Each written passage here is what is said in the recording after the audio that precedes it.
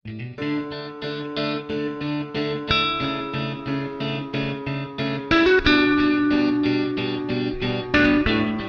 dan bahagia untuk pendidik PAUD dan SD sederajat di mana saja berada. Siaran pers Kementerian Pendidikan, Kebudayaan, Riset dan Teknologi bernomor 155-A6-Romawi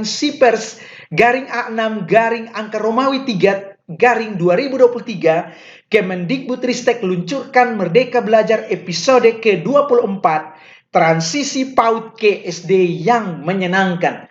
Kebijakan ini digulirkan guna mengakhiri miskonsepsi tentang baca, tulis, hitung atau kalistung pada PAUD dan SD sederajat, khusus pada kelas awal 1 dan 2 yang masih sangat kuat di masyarakat. Nah, kita akan lihat bagaimana transisi PAUD ke SD yang menyenangkan. Nah, saat ini miskonsepsi tentang baca, tulis, hitung, atau kalistung pada pendidikan anak usia dini atau PAUD dan SD sederajat masih sangat kuat di masyarakat.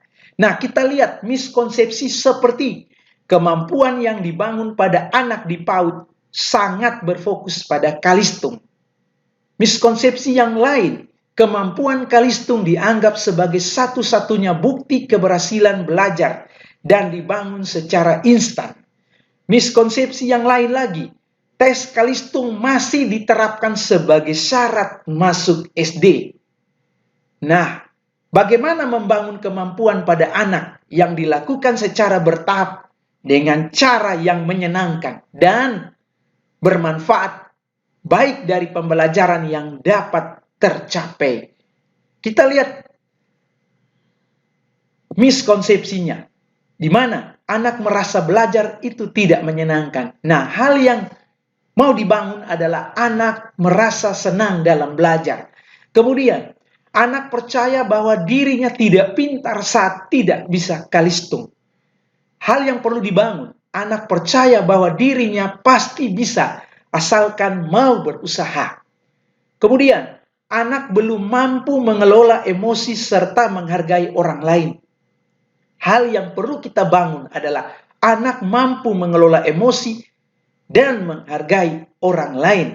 Kemudian, selanjutnya, anak belum dapat merawat diri dan barang-barang yang menjadi tanggung jawabnya. Hal yang perlu dibangun pada anak adalah anak dapat merawat diri dan barang-barang yang menjadi tanggung jawab dirinya. Kemudian, anak mampu membaca tetapi tidak paham arti kata. Hal yang perlu dilakukan untuk dibangun pada anak adalah anak paham kata dan keterkaitannya dengan huruf serta bunyinya. Kemudian terasah kemampuannya dalam berkomunikasi.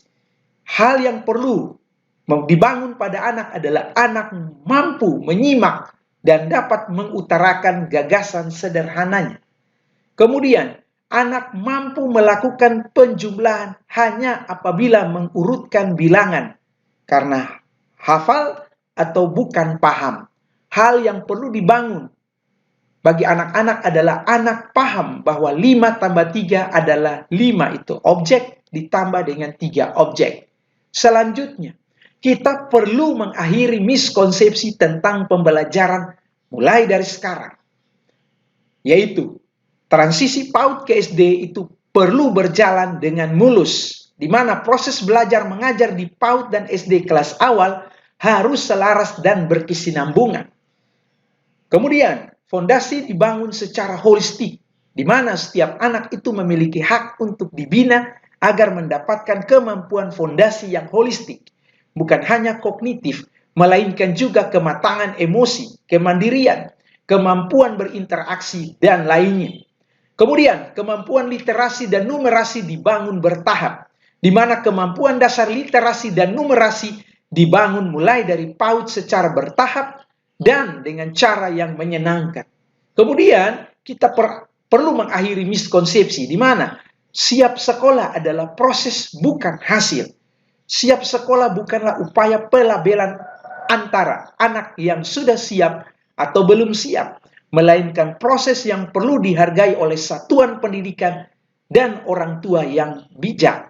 Melalui Merdeka Belajar episode ke-24 merupakan kebijakan yang mendasari transisi PAUD ke SD yang menyenangkan, dimulai sejak tahun ajaran baru, di mana satuan pendidikan perlu memperhatikan ini. Pertama, menghilangkan tes kalistung dari proses penerimaan peserta didik baru atau PPDB. Kedua, menerapkan masa perkenalan bagi peserta didik baru selama 2 minggu pertama di PAUD dan SD. Ketiga, menerapkan pembelajaran yang membangun 6 kemampuan fondasi anak, baik di jenjang PAUD dan SD. Kemudian, satuan pendidikan perlu menghilangkan tes kalistung dari proses penerimaan peserta didik baru khusus di jenjang SD, di mana miskonsepsi sebelumnya. Setiap anak itu memiliki hak untuk mendapatkan layanan pendidikan dasar. Sangat tidak tepat apabila anak diberikan syarat tes untuk dapat mendapatkan layanan tersebut. Kemudian masih terdapat anak-anak yang belum pernah mendapatkan kesempatan belajar di satuan PAUD. Tes baca tulis hitung telah dilarang melalui 1.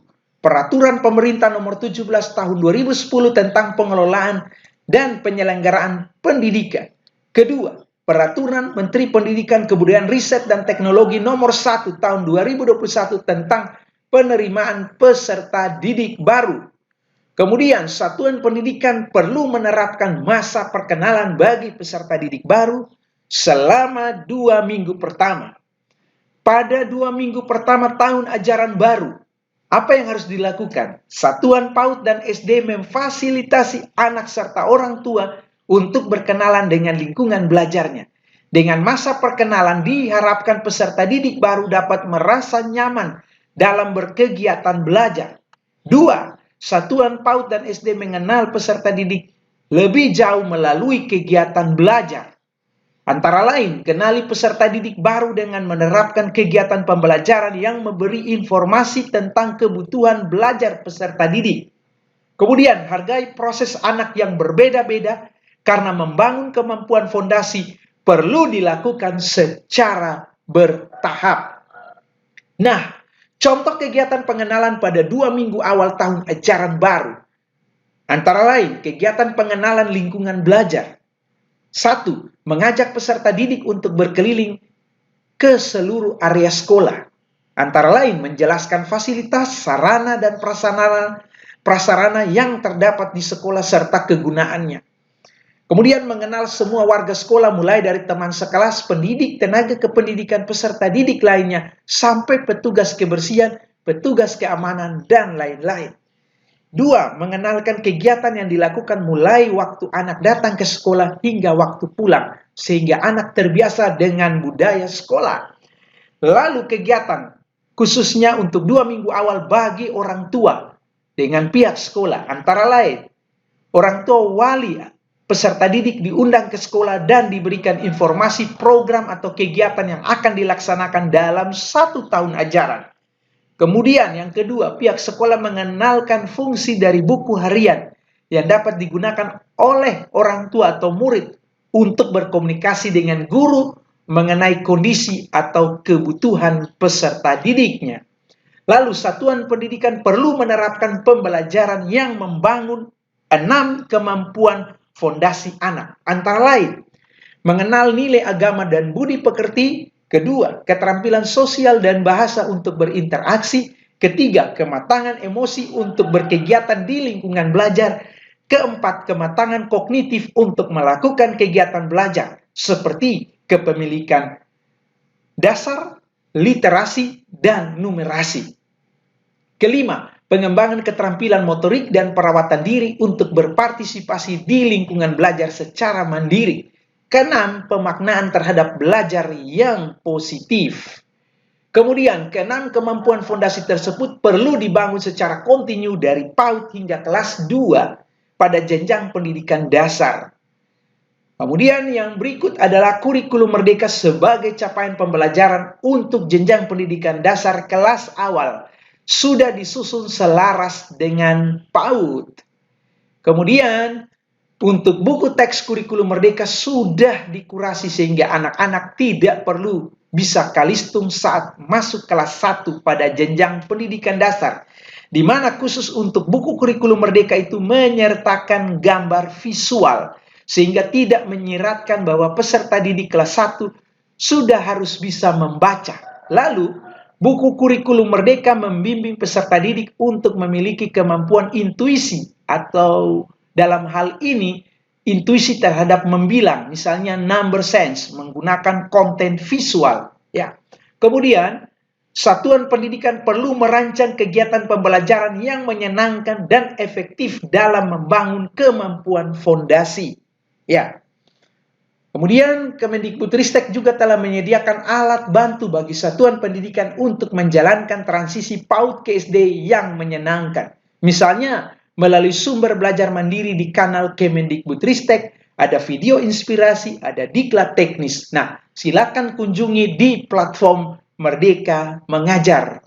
Nah, di sini pemerintah daerah juga perlu mendukung gerakan transisi PAUD ke SD yang menyenangkan dengan cara diseminasi surat edaran ini, melakukan advokasi, kemudian memastikan seluruh satuan pendidikan menjalankan kebijakan transisi pada PAUD dan SD yang menyenangkan pada tahun ajaran baru, lalu diperhatikan juga untuk 200 kabupaten kota yang sudah memiliki forum komunikasi PAUD, perlu diperkuat peran komunikasi PAUD SD ini. Lalu, orang tua, masyarakat, dan mitra pendidikan perlu mendukung gerakan transisi PAUD ke SD yang menyenangkan. Kemudian, dengan keterlibatan semua pihak, setiap anak bisa mendapatkan kemudahan dalam bertransisi dari PAUD ke SD. Kemudian kita lihat juga menurut apa yang disampaikan oleh Bapak pendidikan kita, Bapak Ki Hajar Dewantara, dia katakan pendidikan itu hanya suatu tuntunan di dalam tumbuhnya anak-anak kita. Anak-anak itu sebagai makhluk hidup, manusia, dan benda hidup, sehingga mereka hidup dan tumbuh menurut kodratnya sendiri. Kita kaum pendidik hanya dapat menuntun tumbuh dan hidupnya kekuatan-kekuatan itu agar dapat memperbaiki lakunya atau bukan dasarnya hidup dan tumbuhnya itu. Mari kita jaga hak anak dengan memberi dukungan penuh pada gerakan transisi PAUD ke SD yang menyenangkan. Kita akan berjumpa kembali pada pembelajaran berikutnya. Bye-bye.